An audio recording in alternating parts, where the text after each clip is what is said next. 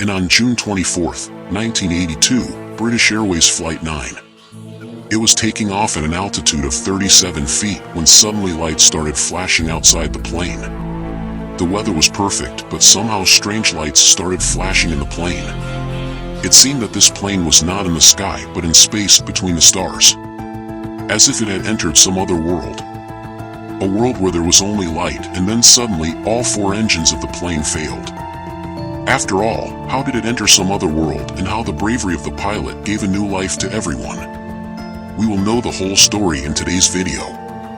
June 24, 1982, a plane of Heathrow Airport, London, Boeing 747, British Airways Flight 9 was going to Australia via Mumbai. 200 passengers and 15 crew members boarded the plane.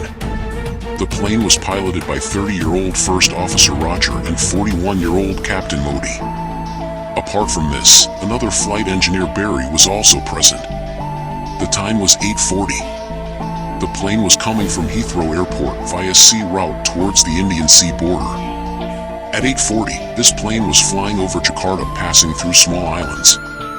The captain went to the washroom after having dinner. During that time, the captain saw smoke coming out from the corner. He immediately went to the cockpit. The scene he saw after that was really astonishing. A bright light was shining in the windscreen of the plane. Such a glow was not seen even after entering stormy clouds. He looked at the weather radar. According to the radar, everything was normal. No storm or cloud was visible for miles. Despite the weather, this plane was glowing. Potts had never seen or heard of such a thing in his entire career. A pilot went into the passenger cabin. Light was coming out rapidly from the wings of the plane. Even the engine of the plane was glowing. The cabin and the cockpit were slowly filling with smoke. All the pilots had to face such a problem for which they had never been trained. No one had the answer as to why such bright light was coming out of the plane. It looked very beautiful to look at, but slowly it started taking a terrifying form. As the plane moved forward, the cabin was getting filled with smoke. About 4 minutes passed like this, and then the first officer shouted and said that engine number 4 has failed. Flames were coming out of engine number 4. In the next 1 minute, the remaining 3 engines also failed. All the engines were engulfed in flames. At this time, the altitude of the plane was 37 feet. The first officer immediately made a Mayday call and said that all the 4 engines have died, but the ATC could not hear properly and thought that engine number 4 has died. The plane had now come down from an altitude of 37 feet to an altitude of 26 feet. Due to the failure of all the engines, the oxygen supply inside the plane also stopped. The plane also has an APU, i.e. auxiliary power unit, which supplies oxygen for breathing in such conditions. But something happened to the APU as well. After this, the altitude, airspeed and all the sensors started giving wrong indication. On the other hand, all the passengers were very scared after seeing all this and started writing notes to send a message to their relatives so that after death, the last family members can get the last chance. The glide ratio of Boeing 747 is 15:1, which means if the plane goes 15 feet forward, then it will also go down 1 feet. In this way, this plane can glide forward without an engine. Accordingly, the pilot calculated whether this plane could be taken to Jakarta Airport or not. Well, here he was most disappointed because there was a huge mountain on the way. This plane could not cross the mountain without an engine at any cost. Yes, if a miracle happens and one of the 4 engines starts, then perhaps the plane could be saved from crashing. The pilots were left with no option but to take risks. Now the plane slowly went towards the mountain.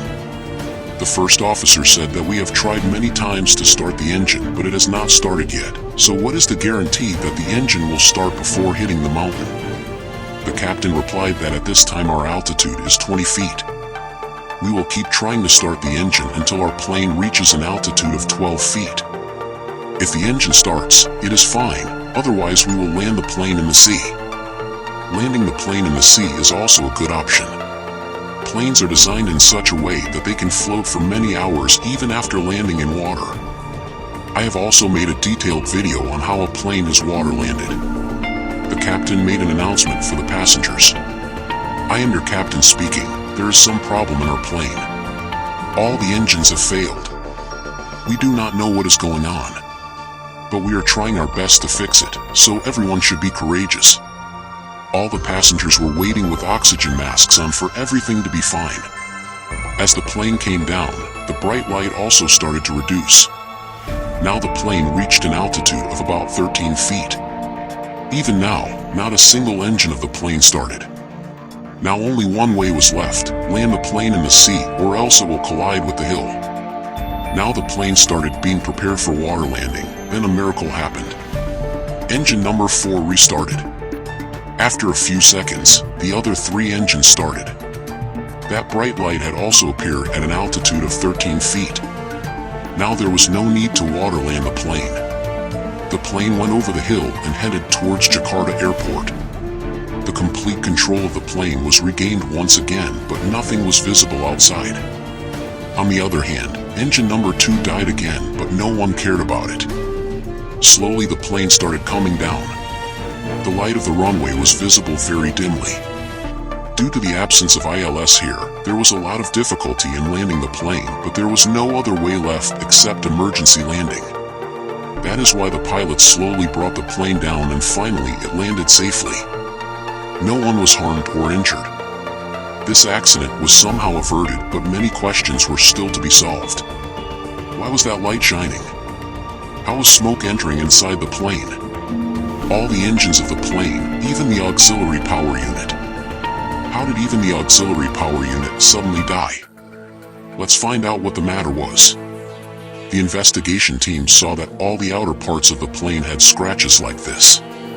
It seems as if it has been scratched by a sharp stone, but the question arises that from where would the stone come at such a height? That is why it was examined on a microscopic level, after which it was found out that it was caused by a sand. Such sand can come out of a volcano. All this much is known. After applying it, I started understanding the whole story. Recently, a volcano erupted on an island in Jakarta. The gas that comes out of it contains many particles, such as silicate, stone. The size of the white cloud in these clouds is very small and light, about 1 micrometer, so it can cover a distance of about 100 kilometers along with the hot gas. This cloud of light gas had reached an altitude of 37 feet. When the plane passing at high speed started colliding with these small particles, then a bright light started shining. It seemed as if the whole plane had been taken out by a light demon. Here, the weather radar of the plane also detects water drops and tells what the weather is like, whether there are clouds ahead or not, because the volcanic ace was very dry. That is why the weather radar was telling that there is weather. This radar was not able to detect volcanic ash. Many silicate particles come out from the volcano, whose boiling temperature is about 1100 degrees Celsius, whereas the engine of the plane can heat up to 1400 degrees Celsius.